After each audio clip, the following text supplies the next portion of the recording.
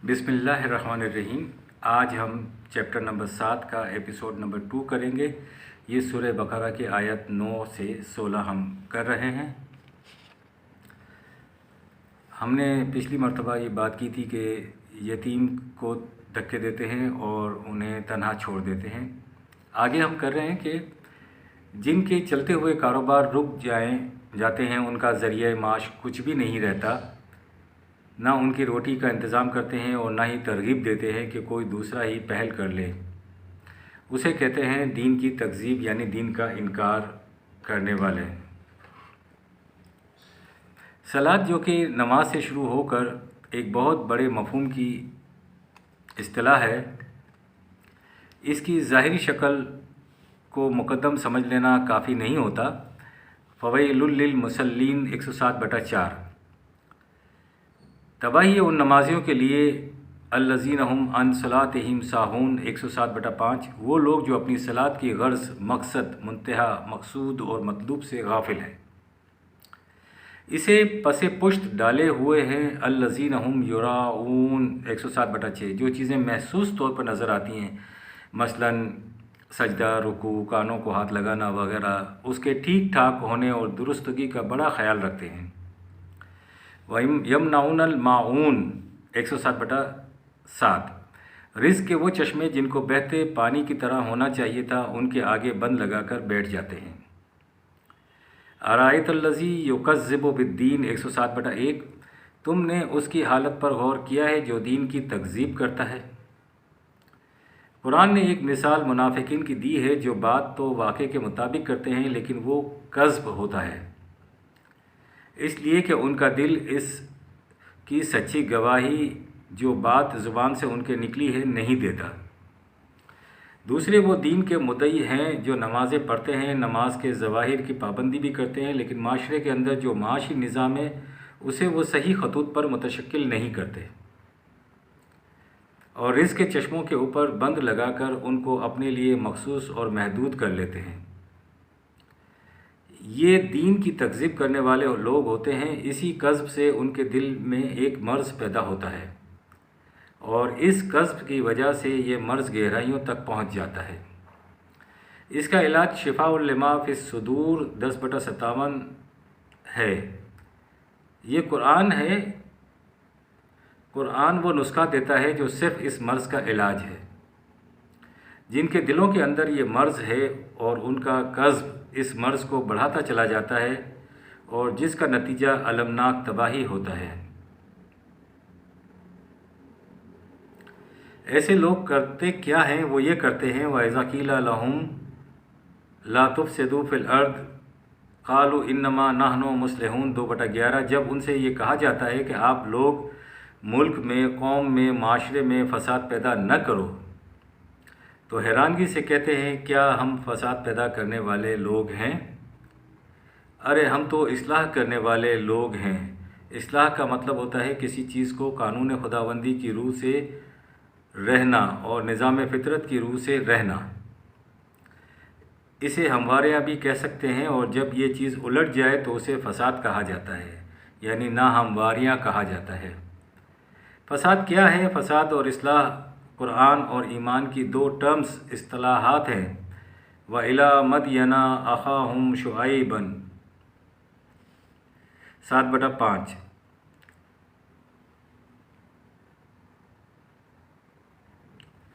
कौम मदियन की तरफ उनका भाई बंद शुएब पैगंबर बनकर आया। क़ाल या कौम इब्दुल्लाह मा लकुम मिन इलाहिन गैरुहु। वही ऐलान किया जो हर नबी करता रहा कि ए मेरी कौम, अतात और महकूमियत सिर्फ़ क़वानीन खुदाबंदी की है, इसके अलावा कोई ऐसी हस्ती नहीं है जिसकी अतात की जाए। क़द जाअतकुम बिबय्यिनातिम मिर रब्बिकुम 7/85। और पहले भी जो आयत मैंने पढ़ी है उसका नंबर 7/85 है, माज़रत चाहता हूँ। तुम्हारी तरफ भी नहायत वाज़ेह चीज़ें यानी बय्यनात तुम्हारे रब की तरफ से आ गईं। कौन सी चीज़ें आ गई थीं? कहा कि फ़अौफ़ुल कैल वल मीज़ान 7/85। देखो तुम माप तोल के पैमाने सही रखो। वला تبخسوا الناس اشیاءہم 7/85 دیکھو جو کسی کا حق ہے جو کسی کا واجب ہے اس کے اندر کمی نہ کرو۔ قرآن نے یہ 3 چیزیں کہہ دی کہ پیمانے صحیح رکھو، محنت کش کی محنت کا معاوضہ پورا دو، جو کچھ اس کی محنت سے پیدا ہوتا ہے اسے دو، یہ ہے اس کی محنت کا محصل، ساری لڑائی آپ کے ہاں کیپٹل سرمایہ اور محنت کی ہے۔ ماپ تول کے اندر ڈنڈی مارنا، محنت کا وہ معاوضہ نہ دینا جو اس کا محصل ہے، یہ چیز فساد ہے، اور یہی چیزیں اگر صحیح پیمانے پر آ جائیں تو اصلاح ہے۔ یہ جو الارض ہے اس کے معنی قرآن کی روح سے معاشی نظام کے ہیں، اس لیے قرآن نے خدا کے متعلق کہا ہے کہ یاد رکھو اللہ کو وہ مانتا ہے جو اسے الہ الارض اور الہ السماء مانتا ہے، صرف آسمانی نظام کا خدا نہیں مانتا۔ اس زمین پر بھی وہ کہتا ہے کہ اقتدار اور اختیار اور قانون اس عرض پر تمہاری عرضی زندگی کے اندر بھی اسی کا چلنا چاہیے، اس لیے اس الارض میں فساد نہ مچاؤ، یعنی معاشی نظام کو صحیح حالت پر نہیں رہنے دو گے، اس طرح سے نہیں رہنے دو گے جس طرح سے قانون خداوندی چاہتا ہے تو یہ فساد ہے، اور اگر ان خطوط پر متعین اور متشکل کر دیا جائے تو یہ اصلاح ہے۔ زر اندوزی کے سلسلے میں انسانی نفسیات پر اثر انداز ہونے والی کیفیت کے بارے میں قرآنی رہنمائی یہ ہے کہ قارون نے اس قسم کا کوئی فساد نہیں کیا تھا جسے ہم فساد کہتے ہیں، یعنی کسی کو لٹ مار دینا، پھر بھی اس سے یہی کہا گیا کہ تو فساد نہ کر، اور وہ فساد یہ تھا کہ اس نے اپنے لیے اتنا کچھ سمیٹ لیا تھا کہ اس خزانے کو بڑی طاقتور جماعت اٹھا سکتی تھی۔ قارون کو قرآن کریم نے نظام سرمایہ داری کے نمائندے کی حیثیت سے پیش کیا ہے۔ اِنَّ قارون کان من قوم موسیٰ 28/76۔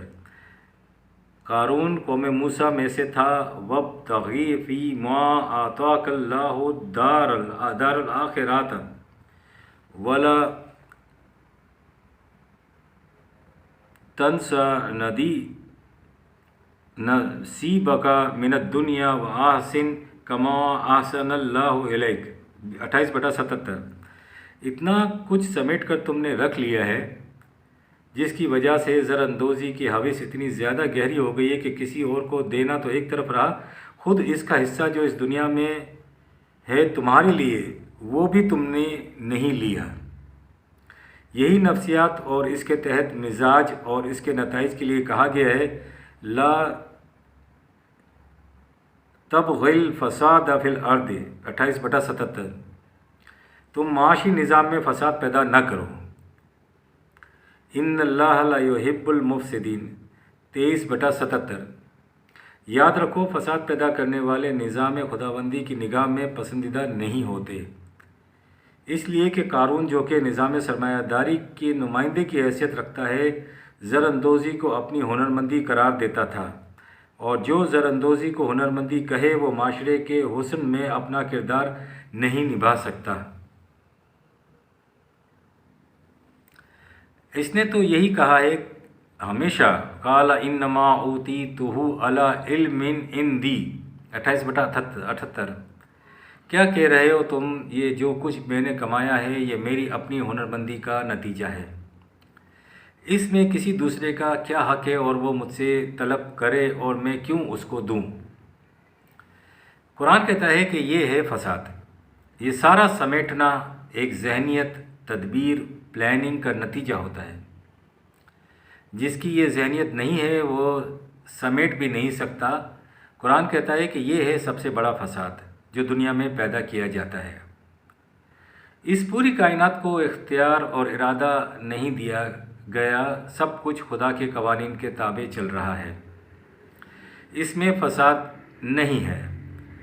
جس نظم و ضبط